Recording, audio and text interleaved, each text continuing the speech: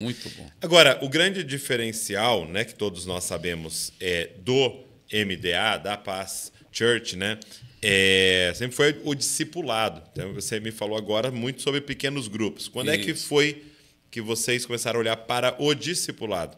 No 1 a 1 e dar essa ênfase? Sim, essa é uma outra aventura. O Carl Horton, né, que ele tinha seu doutorado do Fuller em crescimento de igreja. Mas ele nunca pastoreou uma igreja local, só que o cara era capelão, acho, da Marinha Americana, alguma coisa assim.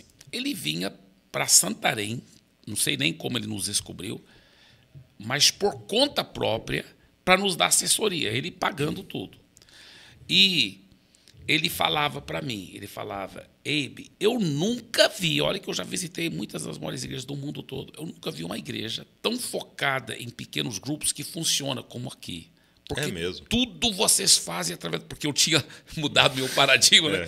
Ele falou, eu nunca vi funcionar tão bem em toda a minha vida como funciona aqui. Ele falou, o que vocês estão falhando ainda é não discipulando todo mundo, 1 a 1. Eu falei, olha, mas isso é um pouco difícil, porque como garantir isso? E como que a gente está multiplicando tanto? É porque nós estamos reproduzindo líderes, então os líderes estão discipulando os seus auxiliares e já está funcionando. Ele falou, pastoreando o grupo. Ele falou, não, na área de liderança vocês estão sabendo discipular mesmo. Agora, ele falou, mas imagina se todo cristão fosse discipulado e todo mundo fosse, né? Aí, jogou essa batata quente no seu colo. Exatamente. Mas eu falava, eu pensava... Mas isso a igreja já tinha quantas pessoas? Ela já tinha, talvez, nessa altura do campeonato, umas 1.500 pessoas. Uau. E bombando com as células, né, crescendo. E aí, eu lembro que eu pensava, esse cara está vindo das Torres de Marfim, né? Exato. Com muita teoria, mas na prática nunca pastoreou uma igreja e tal. E eu, então, ficava tolerando ele e tudo. Às vezes, eu pedia ele para pregar, ele só tinha um tema, discipular. Só pregava, mesmo? Só pregava sobre discipular. Aí, um dia, nós estamos almoçando na minha casa, eu e minha equipe de liderança e ele começa de novo. Você tem que estar... Aí, eu não fui... Né, eu não tive uma reação tão espiritual. Eu falei, olha, mas é fácil, porque você é só na teoria, na prática isso aí não funciona, e Quando o Espírito Santo, ele foi muito humilde, só ficava calado, assim, muito humilde. Aí, ele bem mais velho do que eu, né, sem comparação, aí o Espírito Santo falou, rapaz, além de ser super desrespeitoso, ele falou, você também está sendo super orgulhoso, porque só porque você pastoreia, ele nunca pastoreou, você acha que você tem um rei na barriga? Eu estou querendo te falar, ensinar através dele, e você não está tendo a humildade de aprender com ele. Então, na mesma hora, eu pedi perdão para ele. Aquilo foi na hora, na mesa. Foi na hora, enquanto a gente estava almoçando na mesa, o Espírito Santo já me confrontou. Eu acho que, pelo jeito que eu agi com falta de amor, eu já sabia que eu estava em pecado, né?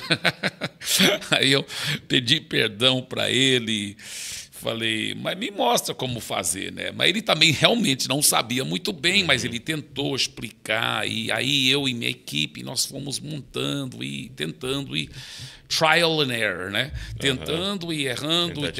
Isso. Até acertar aquele modelo que você já conhece bem, onde preparamos bem. Então, todos os líderes estão sendo discipulados pelos supervisores, os líderes vão discipular os auxiliares e os líderes auxiliares discipularem os membros.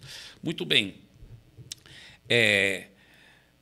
No começo, Douglas, foi muito saudável e muito gostoso, porque era uma coisa mais espontânea, não forçada e muito bonita. E, mesmo assim, estava muito forte em mim a aula que eu já havia aprendido com o Espírito Santo sobre treinar muito bem os líderes de como pastorear bem cada membro do seu grupo. Então, o discipulado veio só para enriquecer. Entendi. O que acontece?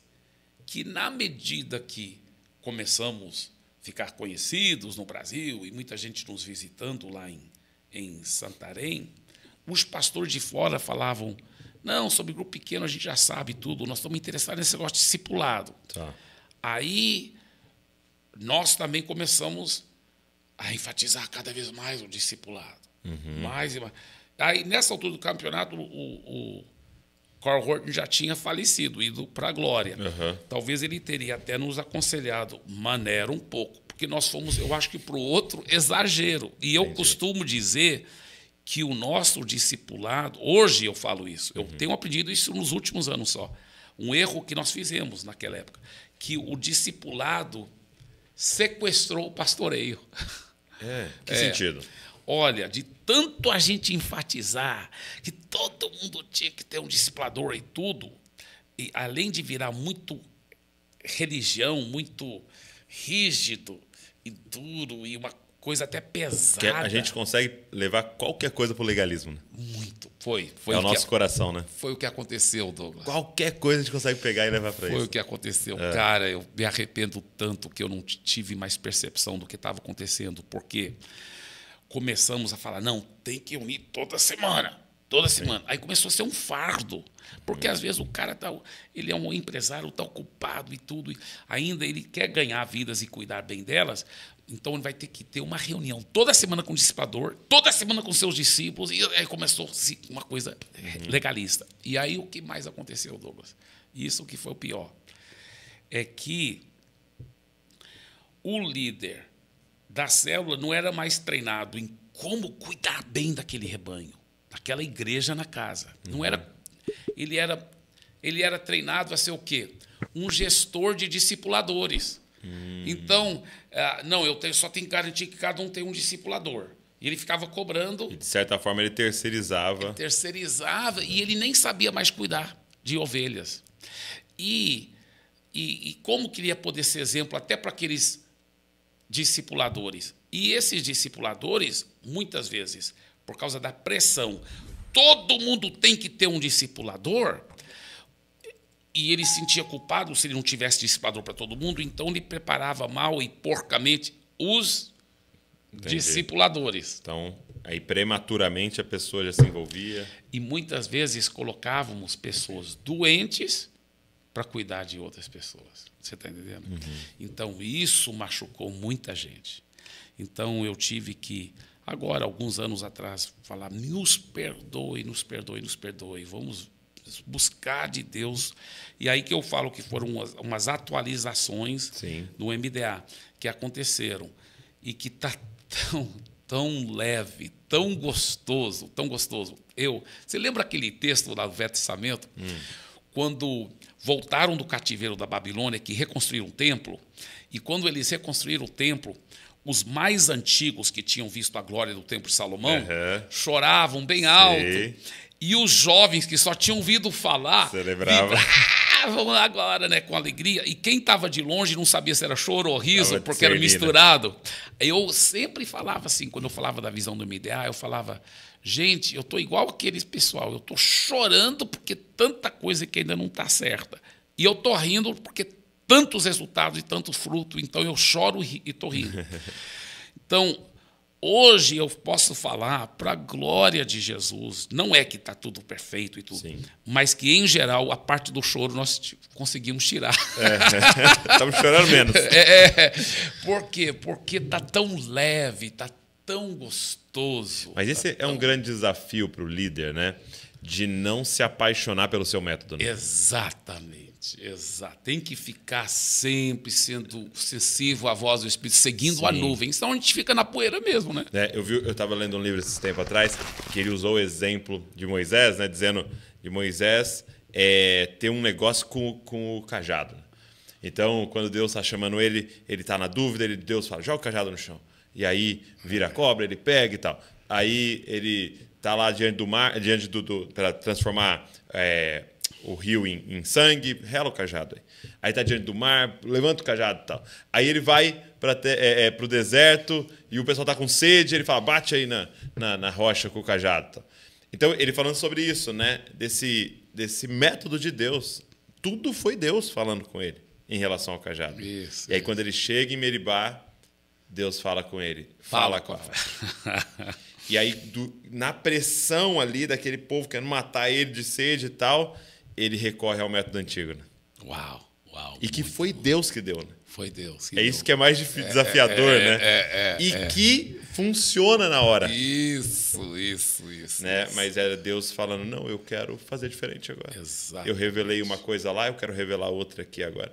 Eu estou escrevendo um livro, A Idolatria do Modelo. A Idolatria do Modelo. Uau, é isso. Eu acho que a grande questão... Eu gosto muito de um autor, não sei se você já leu, chamado Simon Sinek. Eu já ouvi falar muito sempre sobre ele. Comece pelo porquê, né? Start with why.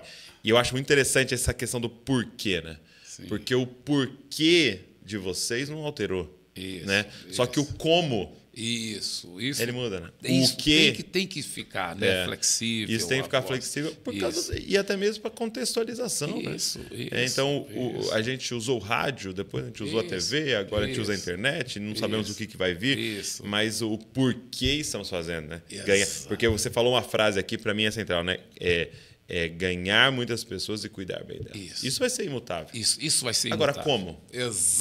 Exatamente. E aí nós temos que ter aquela santa paixão e obsessão, no bom sentido da palavra, para fazer discípulos das nações, ao ponto de falar, cara, mesmo que a melhor maneira seja bem diferente do que tudo que eu já fiz, eu estou pronto para abrir mão de tudo que eu já fiz, se não for antibíblico, para mudar agora, para fazer o que a melhor forma de fazer isso. Tem que ter a melhor forma, tem que ter.